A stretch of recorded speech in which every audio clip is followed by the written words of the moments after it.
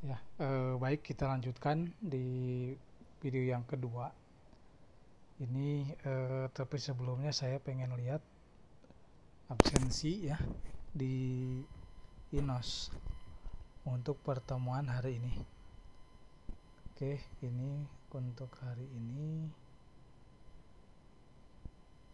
tanggal 24 Maret ya 2022 ini. Nah, ini absensinya. Yang hadir saya cek, yang tidak hadir aja ya. Oke, yang alfa itu Andini Fadilah Sari ya, VJ. Terus lagi Rismawati ini dispensasi ya. Oke, yang lainnya hadir.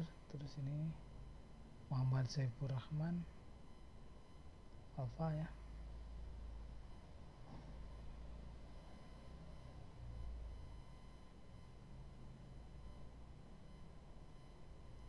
Oke, tuh. Kemudian selanjutnya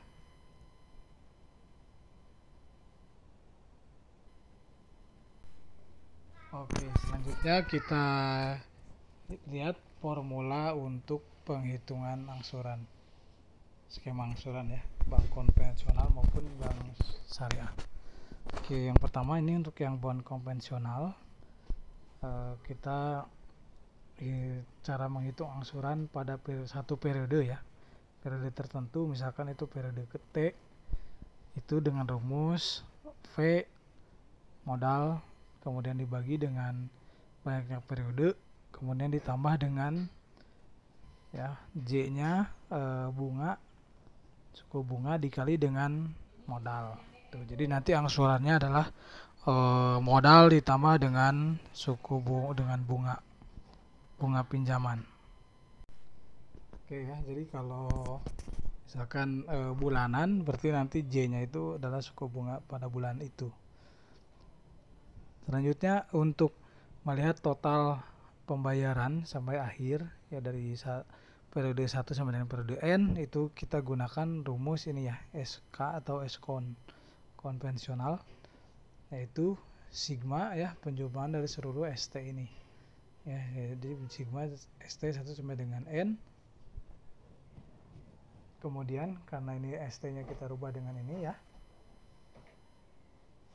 P per N tambah JV, nanti dengan sigma ini N kali V plus NJVP ya, itu penilaian penguraian sigmanya, sehingga nanti ini V nya kan bisa keluar, jadi V dikali dengan 1 plus N kali J. Oke ya, itu cara untuk menghitung angsuran ya, dimana V nya adalah modal atau jumlah pinjaman, J suku bunga, N lama periode pinjaman. Sederhana ya seperti ini kalau kita lihat. Kemudian selanjutnya untuk formulasi skema angsuran bank syariah. Untuk yang bank syariah itu untuk rumus angsuran per bulannya pakai rumus yang ini ya, yaitu ST sama dengan V per N ya. Jadi kalau modalnya misalkan minjemnya 40 juta, dia periode bayarnya 4 bulan, berarti 40 dibagi 4, 10 juta, ditambah dengan I dikali dengan LT. Ingat kalau di syariah itu namanya bagi hasil. Bagi hasil itu adalah nisbah atau rasio ya, berapa persen kebagian hasilnya bank dikali dengan LT. LT nya itu laba atau rugi usahanya. Oke gitu ya, pada bulan ke T. Jadi nanti LT nya untuk setiap bulan itu kan berubah-ubah ya, berbeda-beda. Itu selanjutnya untuk jumlah seluruh angsurannya pakai rumus ini ya. Oke, ini sigma ST 1 sampai dengan N ya. Sehingga sama dengan V ditambah dengan I ini V ya, V kali N kan dari sisanya V, kemudian ILT nya ditambah dengan I-nya karena dia konstanta ya, bisa keluar dari sigma ditambah dengan sigma T1 sampai dengan N. Nah, ini di sini nggak bisa kita tulis NILT ya seperti yang konvensional. Kenapa? Karena si LT setiap bulannya itu dia tidak tetap. Tuh. Dia berubah-ubah LT-nya gitu ya. Jadi LT1, LT2, LT3 akan berbeda sampai dengan LTN ya. Tuh, bagi hasilnya kan berbeda tergantung keuntungan dari yang pengguna modalnya. Selanjutnya kita lihat bagaimana hubungan antara I ya nisbah bagi hasil dengan J suku bunga ya, apabila jumlah total pengembalian syariahnya itu sama dengan jumlah total pengembalian pada bank konvensional. Kayak tadi di contoh 1 kan itu total pengembaliannya bunga bank konvensional kan 43,2 juta ya. Sedangkan untuk yang syariah tadi 42,9 juta. Nah, gitu. Nah, ini gimana kalau posisinya itu sama, misalkan sama-sama 43 juta. Nah, hubungan I dan J-nya adalah seperti ini dihitungnya. Nah, yang pertama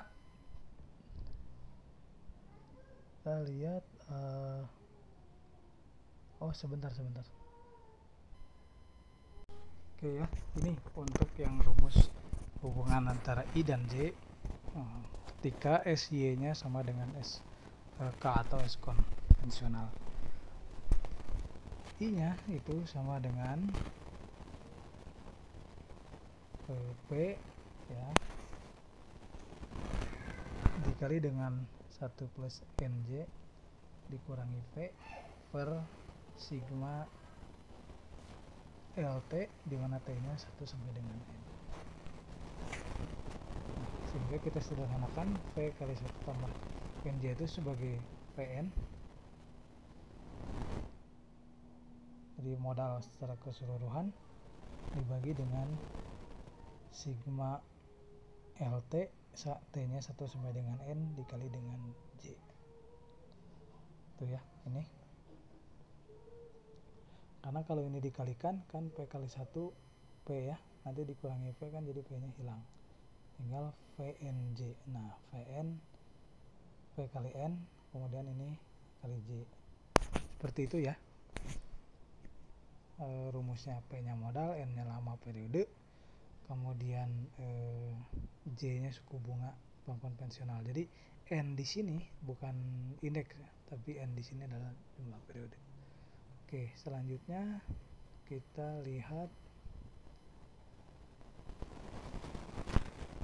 formula untuk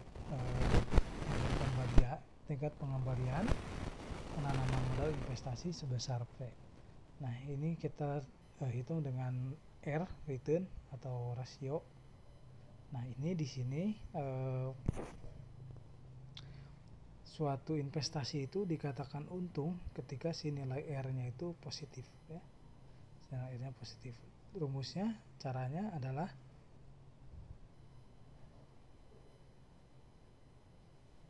dengan cara ini ya.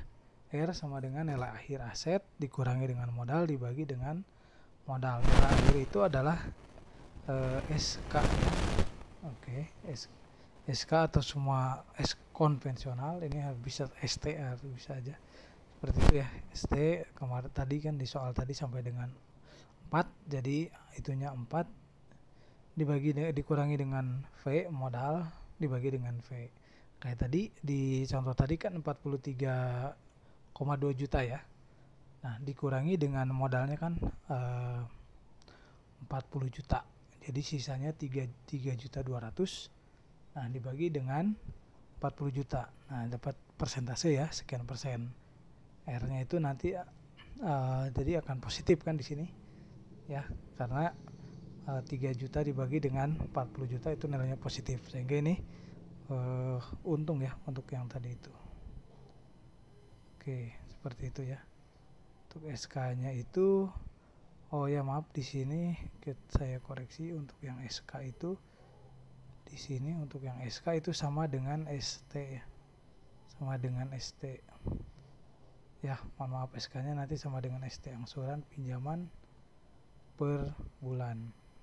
gitu ya. Atau nanti di sini Anda langsung tulis skon dikurangi V bagi P bisa.